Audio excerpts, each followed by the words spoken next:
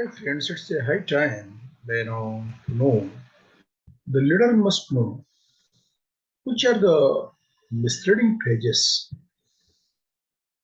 Sometimes the leaders paraphrase it has to be avoided. Yeah, which are the misleading phrases a leader must avoid? We all know that words matter, and the words of leaders have particular weight. In leadership and business, it is easy to all pray to jargons or the wordiness, and some people use some verbatim. But there are other phrases that mislead the employees and signal our poor leadership. So here are some of the most disruptive and defeating phrases I hear. And as a leadership coach, I want to interpret it to you. Some leaders start that I would not say it like this, even if it is not your intention. But when you use this phrase and others like it, you are being dismissive of the persons communicating. It is show of the disrespect and the belief that your way is necessary best. Instead, as a leader, you can ask, can you try rephrasing that? I want to be sure I understand what you are saying. Some of the leaders use this phrase, quite often, that I will do it myself. Most of the leaders struggle to some degree with the belief that if you want something done right, you need to do itself. But that level of control, sends some terrible message about your leadership. That you don't trust people to do their jobs, and you are not willing to give them room to grow and learn. Instead, communicate expectations clearly and ask, is there anything you need my support in? Some of the leaders use this phrase with all due respect. It is appropriate for a leader to push back at a time, but that is a situation that calls for a tactful approach rather than a demeaning one. Instead, ask, are you open to another perspective?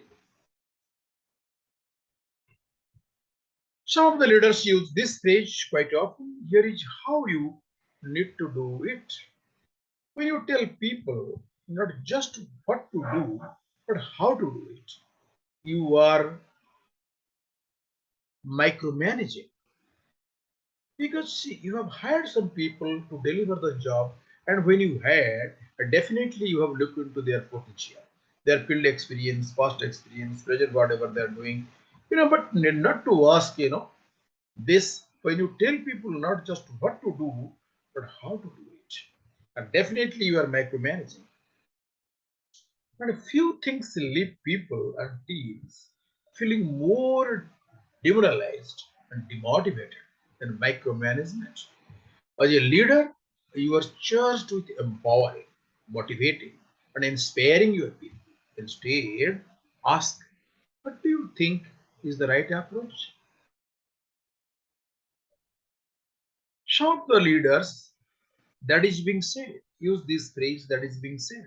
Some phrases don't just signal a U turn, but do it in a way that diminishes everything up to that point out of hand. Rejecting someone's idea fully is discouraging and may give the impression that you are not even listening. Instead, ask, how can we refine that idea? Other leaders sometimes use this or paraphrase this. You don't need to know why, just execute, just do this. Because I am saying, I'm your boss, I am saying. So just instead of knowing why, just do this. See, leading from authority It loses the essence of, loses the essence of the true leaders. The best leader, the best leaders know that when you communicate the purpose of something, people work even harder. Instead of barking orders, ask what connects you to this work and how it is important to you. So if you are revealing the why, your execution will be easier and your intention will be achieved. Some of the leaders, very proudly and vehemently, they say, I don't need help. Too many leaders, yes, treat asking for help as a sign of weakness. So many leaders treat asking for help as a sign of weakness. In truth, it signals strength and confidence. When you ask for help, you are being inclusive and collaborative. Traits that employees value in their leadership. We all preach that the great accomplishment take teamwork. I repeat, we all preach that the great accomplishment take teamwork. So model that principle in your own work. Instead ask how can we best use your talents to support this work.